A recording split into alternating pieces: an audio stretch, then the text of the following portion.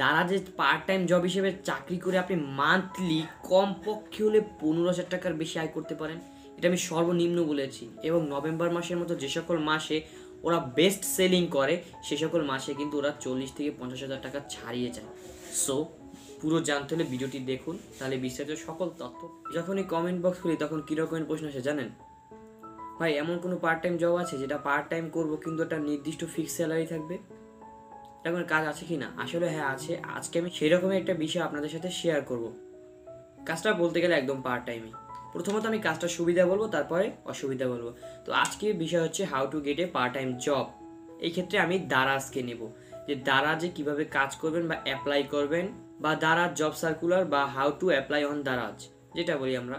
তো দারাজের কাজটা কি আগে সেইটা আপনাদেরকে একটু বুঝিয়ে দিই, তারপরে আমি কাজের সুবিধাগুলো বলবো, তারপর অসুবিধাগুলো বলবো, সব ধারাবাহিকভাবে বলবো। একটু মনোযোগ সহকারে ভিডিওটা দেখবেন। প্রথমত দারাজ হচ্ছে আলিবাবা গ্রুপ বা alibaba.com যেটাই বলেন, এটার অধীনস্থ একটি মার্কেট প্লেস যেটা বাংলাদেশে কাজ করছে এবং নির্দিষ্ট কিছু জেলা শহর এবং বিভাগীয় শহরে আছে। তো এখানে অনেকেই বলে যে নিয়োগ বিজ্ঞপ্তি ছাড়া দারাজের লোক নেয় না, কথাটা ভুল।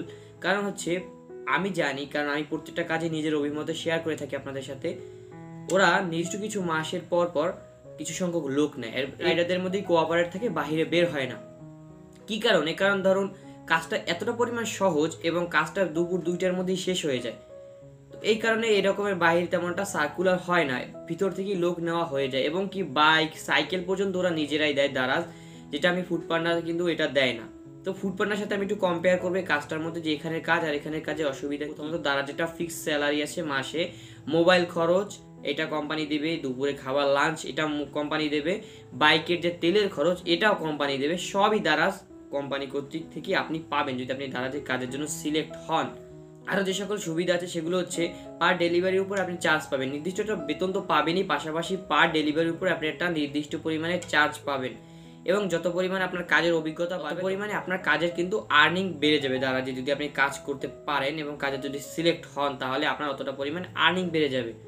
তারপরে যদি আমি বলি, দারাজ হচ্ছে একটা নির্দিষ্ট এরিয়ার মধ্যে আপনাকে থাকতে হবে, মানে আপনার জন্য সিলেক্ট থাকবে যে আপনি প্রত্যেকদিন এই এরিয়ার মধ্যে কাজ করবেন, এটা নির্দিষ্ট এরিয়া সিলেক্ট থাকবে আপনার জন্য।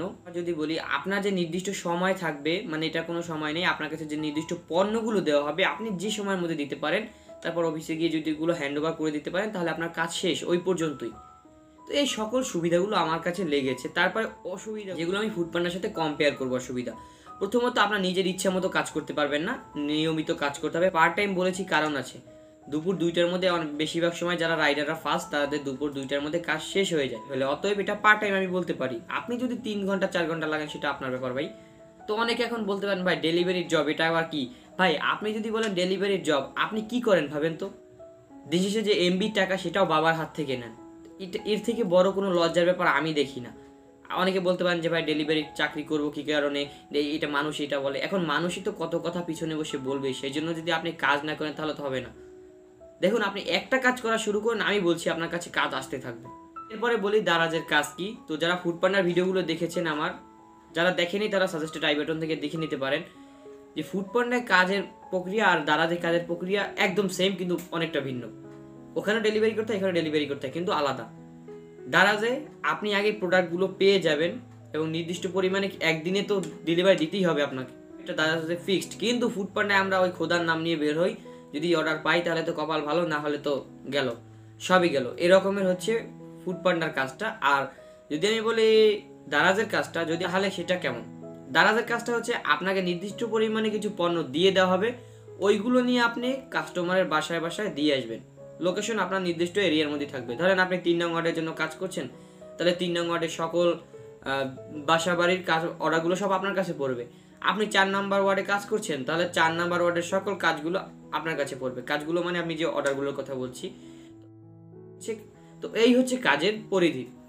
অন্যদিকে যদি ফুডপান্ডার বলি, আপনি কাজ করতে শুরু করেছেন, ধরেন আমি বরিশালের কথা বলি, ধরুন নতুন বাজার থেকে কাজ শুরু করলেন, কাজ করতে করতে গিয়ে দেখলেন একদম বরিশালে, যদি কেউ ম্যাপটা দেখেন তাহলে দেখবেন যে নতুন বাজার থেকে শুরু করলেন, একদম শেষে আপনার গিয়া রূপাতলি কাজটা শেষ হলো। এরকমের কিন্তু ফুডপান্ডার কোনো নির্দিষ্টই নেই, আপনাকে যখন অ্যাপস থেকে যেখানে ডাকা হবে আপনাকে সেখানে যেতে হবে। তো এই ক্ষেত্রে আমার কাছে কিন্তু কাজটা একটু ভালো লাগছে।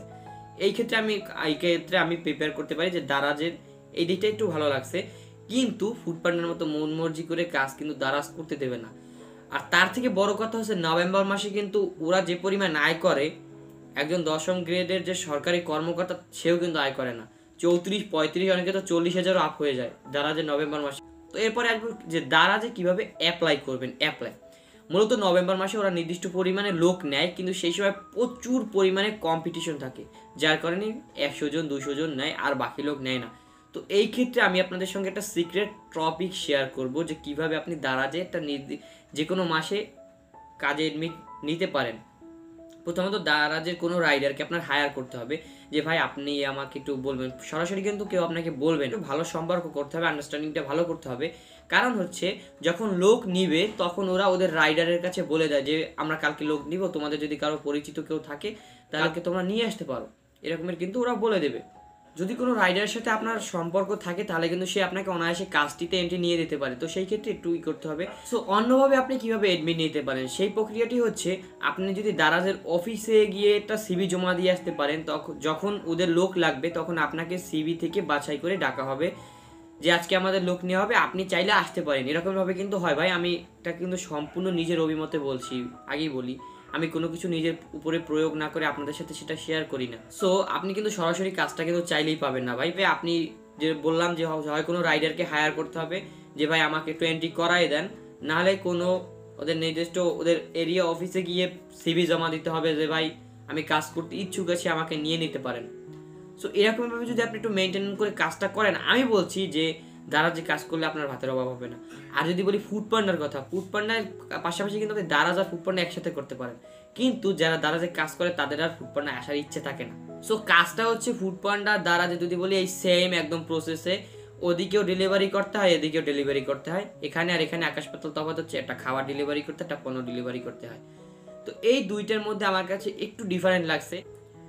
তো যদি ভিডিওটি ভালো লাগে অবশ্যই চ্যানেলটিকে সাবস্ক্রাইব করে পাশের নোটিফিকেশন বেল আইকনটি বাজিয়ে দেবেন, পরবর্তীতে যাতে জবের এই সকল আপডেটগুলো আপনারা পেতে পারেন। আপনাদের সাথে প্রতিনিয়ত আমি জবের সকল আপডেট শেয়ার করে থাকি। এবং ভিডিওটি যদি আরও বেশি ভালো লাগে তাহলে লাইক দিয়ে দেবেন, এবং মনে করেন যদি দারাজে কারো কাজ করার ইচ্ছা থাকে তাহলে তার সাথে শেয়ার করতে পারেন।